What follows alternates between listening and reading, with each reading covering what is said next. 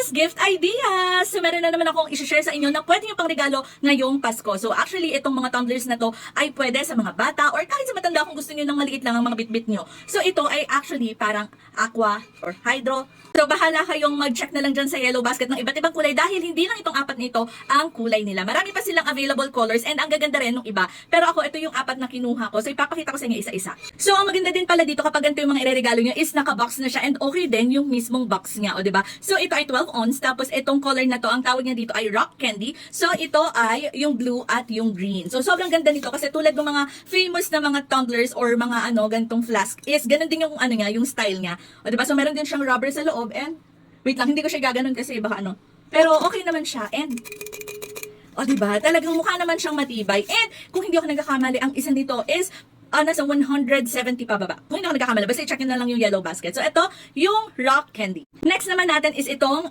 parang light blue and light pink, which is soft candy. Ayan, sobrang ganda talaga. Kahit box pa lang, solved na. So, ito din, yun yung blue and pink. O, diba? So, ang maganda rin dito is, pwede nga siyang buksan dito and pwede din siya dito. O, diba? So, ganun din naman talaga yung mga usual, diba, na mga flask. So, ang ganda.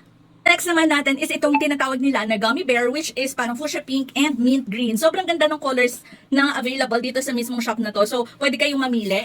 And, ayan, ang maganda rin kasi dito is meron na din siyang handle. So, kung halimbawa, kunyari naglalakad yung mga anak nyo, diba? Hindi sila mahihirapan kasi hawak lang nilang ganyan. Hindi na kailangan bitbitin ng ganon, diba? So, sobrang ganda. And ang last color na kinuha ko is yung tinatawag nila na lollipop, which is red, orange, and blue, or navy blue. Ang ganda rin nito. Ang ganda ng combination nitong kinuha kong colors na to. O, diba? So, ang dami pang iba nilang available colors. Kaya, i-check nyo ng yellow basket at habang mura pa, i-check out nyo na agad. Huwag nyo lang i-add to cart. Diretso nyo nang bilhin. So, ayan, check out na!